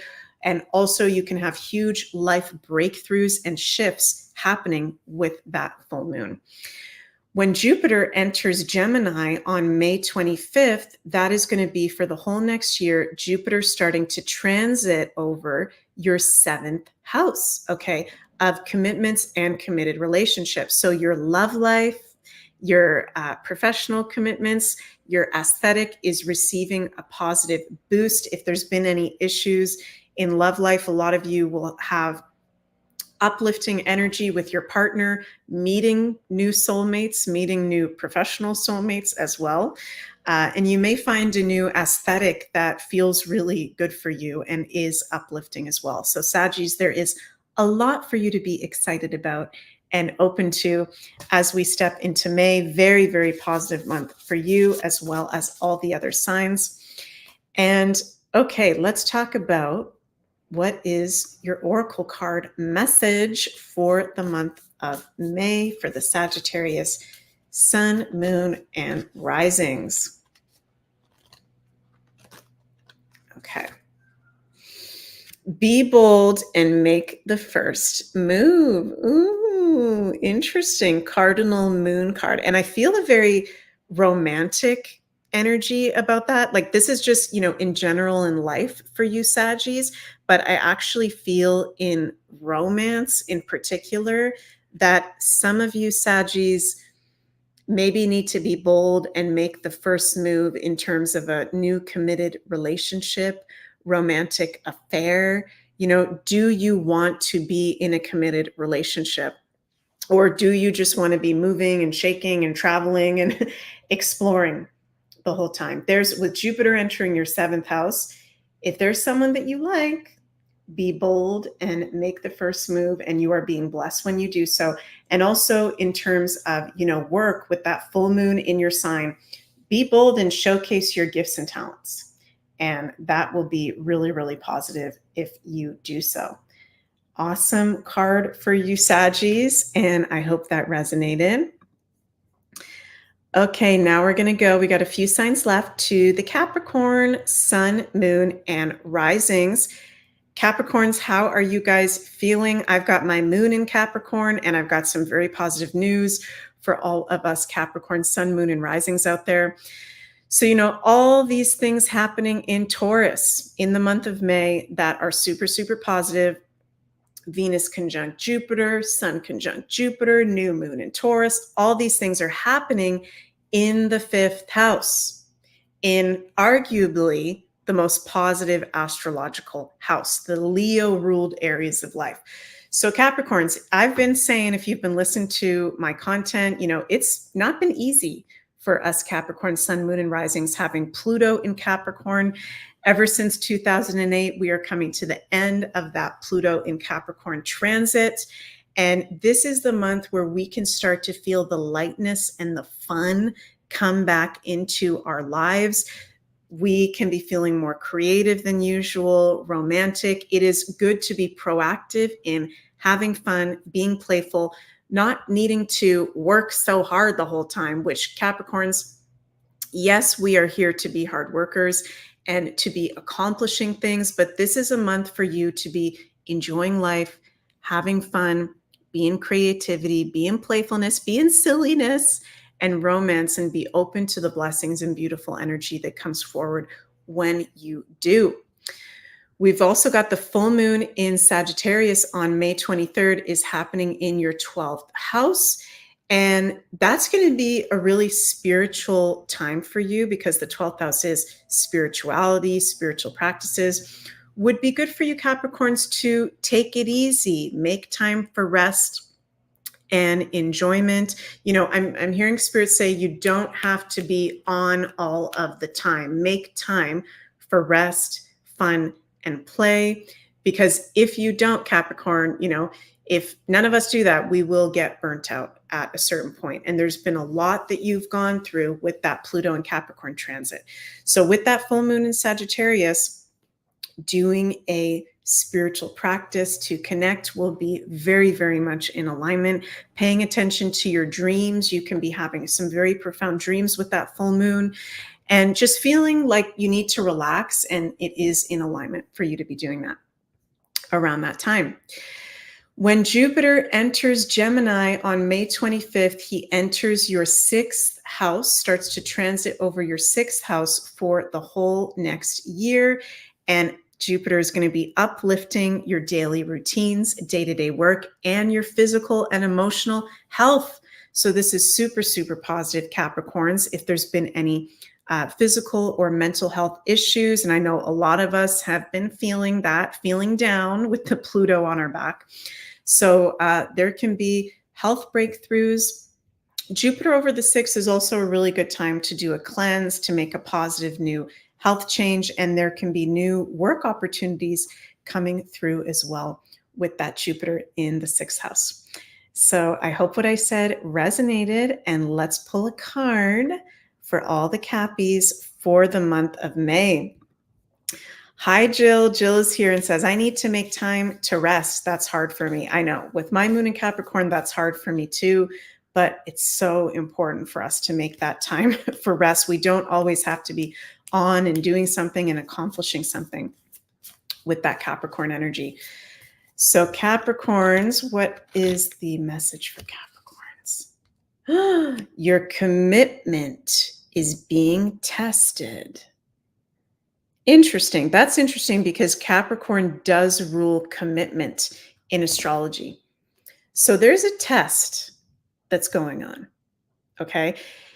You're really hard workers. Okay. And there's been very big life changes happening with Pluto and Capricorn. And now that that transit is coming to a completion time this year, this month, with all this positive energy and frequency and you being open more to fun and play and not taking things so seriously, there can be some things you're realizing that are commitments that maybe aren't in alignment anymore and are being tested.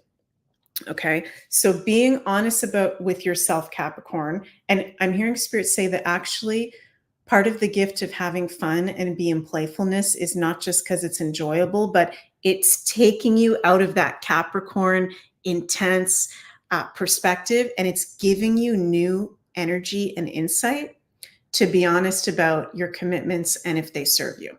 Okay. Did you guys just see something white fly in front of me there? I just saw like an orb when I said that. So something for you Capricorns to reflect on. Your commitment is being tested. Okay. Not that you're not committed. This card does not mean you're not committed. It's bringing up, what are you committed to? And is that still in alignment? Okay. So being honest with yourselves about that, sending lots of love to you, Capricorns. Now we move to the Aquarians. Aquarius, how are you guys feeling with Pluto now in your sign? Now you guys get to go through what the Capricorns have gone through since 2008, but you're lucky because Pluto is nowhere near as intense in Aquarius as he is in Capricorn. But likely with Pluto being in your sign, you know, since the beginning of this year and part of last year, there's some big life changes, insights, feeling of change that can be coming up for you. So Aquarians, for this month in particular, all the beautiful Taurus aspects and transits are happening in your fourth house. So there's new opportunities, blessings, and positive energy shift happening in your home environment, with your family, siblings, parents, children. You could learn something new about your ancestors during this month. The fourth house also rules our ancestors. And if you've been trying to move homes or sell real estate or property, that is going to be going very well this month if any of you Aquarians are doing anything like that as well. Very positive when you honor your emotional well-being. There can be emotional healing breakthroughs with all of that happening in your fourth house as well. And spending time at home, because the fourth house rules home, can be very, very positive. It is a quite relaxed vibe for you guys, for Aquarians, for May, but doesn't mean we can't have fun when we are at home. I'm hearing Spirit say would be good to shift the energy, shift the color in the home, do feng shui if you've maybe not done that yet. And on May 23rd, we've got the full moon in Sagittarius happening in your 11th house. So this is illuminating your friendships, your like-minded community, your relationship with the future. And this is the 11th house, your house, the Aquarian ruled areas of life. So you can have a very big consciousness shift with that full moon. There may be some, group associations or friendship or goals or dreams that you're letting go, but there's new ones that are coming forward at the same time with these very positive aspects that we've got happening. And some of you may be traveling with a group of people or traveling with a friend, because Sagittarius does rule foreign travel. Feeling to expand your consciousness and horizons through learning new Aquarian modalities or subjects or techniques can also be coming up for you at the time of that full moon. So that's really cool, because that's the house of our goals, dreams, wishes. So really lucky time for you Aquarians actually to be putting out those goals, dreams, and wishes. And then when Jupiter moves into Gemini on May 25th for the whole next year after that, Jupiter will be entering your fifth house. That is a really positive transit in astrology. Lucky ducky Jupiter transiting over the fifth house of fun, creativity, celebration, enjoying life, being in your gifts and talents. So Aquarians, it's really cool how things are lining up with Pluto entering your sign, which is very transformational. A lot of Aquarians are going to be stepping into leadership roles, having huge transformations as we also at the same time step into the age of Aquarius. And then with Jupiter entering your fifth house, this is like you're being guided to be in the spotlight, showcase your gifts and talents, not be behind the scenes. I'm hearing Spirit say the world is ready for you. The world is ready for your weirdness, for what you have to offer, for your innovations, for just you being your unique self, which for Aquarians for a lot of your life has been a challenge. Aquarius rules individuality and rebellious and uniqueness. So, a lot of Aquarians have felt like outcasts or weird in life, but now we are ready for you to shine in your gifts and your talents. So Jupiter in the fifth house is bringing enhanced confidence, creativity, and opportunities to showcase who you are and what you have to share with the world, which is awesome. And also, if you're trying to get pregnant, you are more fertile with Jupiter in your fifth house. Some of you Aquarians may be having babies over the course of the next year. Okay, so Aquarians, let's pull a card for you guys for the month of May. Aquarius, Sun, Moon, and Risings, what is their message for their highest good? We've got adjustments are required. Okay, interesting. What are you guys feeling about that? I'm going to pull a clarifier card. Adjustments are required. And we've got this one again. You're very close to achieving your goal. Okay. So kind of makes sense actually, because Pluto is in your sign, and Pluto, of course, this month is starting to go retrograde. Okay, so Pluto is that shadow side of life, the hidden. Okay, so even though it is a very positive month, Aquarius, there is adjustments that need to be made. Okay, DigiBean is saying this. You are the sign that has Pluto in your sun, moon, and rising sign. So the whole time Pluto is in your sign, it's like there can be shadow work, realizations, things that you realize aren't in alignment or toxic in your life that you need to let go. But with all the very positive aspects happening, it's not hard this month. So just be honest about what adjustments are required and make the changes that need to be made. And the bonus card for you is you're very close to achieving your goal. So there's big shifts that want to come in for you, but there are adjustments that are required. Okay. And with all of that happening in your fourth house, maybe there's things in your house you need to let go of, possessions you need to let go of, energy that you need to clear, because the fourth house is, of course, where we sleep, we eat a lot, we spend a lot of time. So kind of changing the energy of that to be open to the positivity and achieving our goals. Thank you guys for your comments. Deb's Soul Tribe says, makes sense, Meg. So people need to leave me to let me shine and move forward. Dates lined up. Really exciting. Awesome. Thank you, Deb. And CeeLo Joe says, 100% my husband. Again, Meg, you are bang on. Awesome. I'm happy to hear it's resonating, you guys. Okay, and last but not least, we go to the magical Pisces. Pisces. It's trippy, okay? It's very positive for all of us, but it is trippy because we've got Saturn in your sign. We've got Neptune, your ruler, in the home sign at 29 degrees, critical degree. So some Pisces out there, I'm noticing my friends that are Pisces, my clients that are Pisces, can be feeling really, really like highly sensitive, ungrounded, because it's just so much Piscean energy right now, okay? But you are being blessed with all of these aspects happening in Taurus, with the opportunity to get more grounded, to get more practical, to be in your body, okay?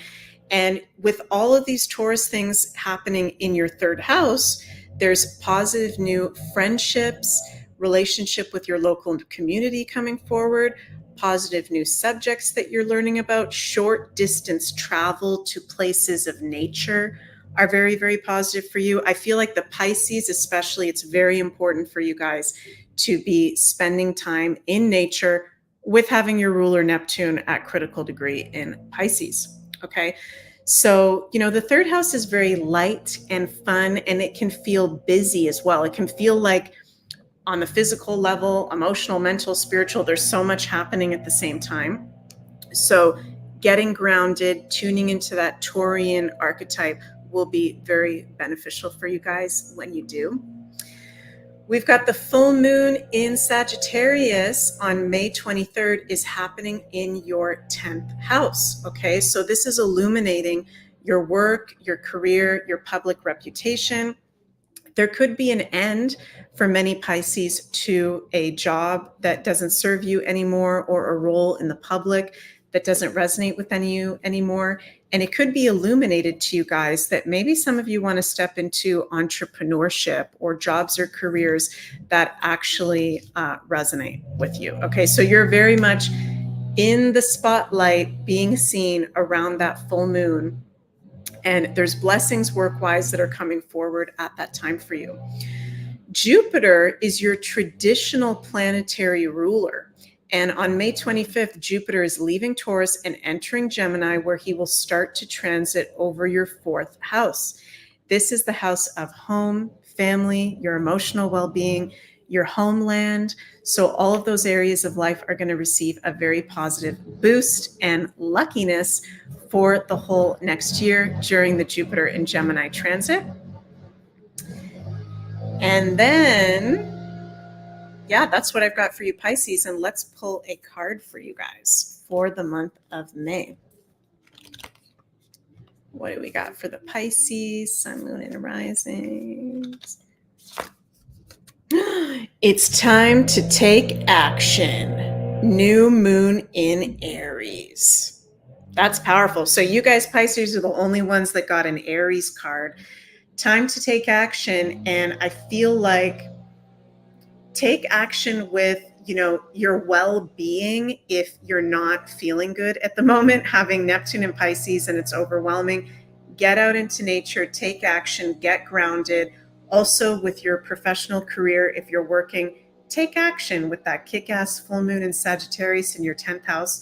Show your value, show your worth in work, and there can be very positive opportunities and energy that comes forward. So take some action. And also Aries is being physically active. That's a really good remedy for Pisces. If there's, a lot of Piscean influence with Neptune and Saturn, getting physically active, getting outside is really, really good for you guys. Dana Renee says, I need to take action with my business. Awesome that you're aware of that, and good luck with your business, Dana. Okay, so we're at the end of the show. Holy guacamole, and we're almost at the 2-hour mark. So I hope everything I've said has resonated so far, you guys, and enjoy the most positive month of the year. It's going to be fan-frickin-tastic, okay? We deserve this. We deserve some lightness. We deserve some fun. So we deserve some enjoyment. So let's soak it all in, because we do have a really intense rest of 2024 and 2025. Just going to be honest with you guys. Okay, so let's soak it all in and energize up. I love you guys so, so much. Before I finish up, just want to mention, please remember to like, share, and subscribe to the Beyond Mystic YouTube and Rumble channel. Also, if you'd like a personal astrology consultation with me, those are available over at consultations.beyondmystic.net. And I am currently doing the Astrology Level 2 course on the Beyond Mystic Academy. Link is in the description box of this video. You can still sign up, and we are currently doing live classes every Friday at 1 p.m. Eastern. Replays are available, of course, if you want to go deeper into the Western astrology with me, whether for yourself personally or to become an astrologer yourself. So I love you guys so much. I'm sending so much cosmic love your way. Happy May, and I'll see you guys soon. Mwah. Bye.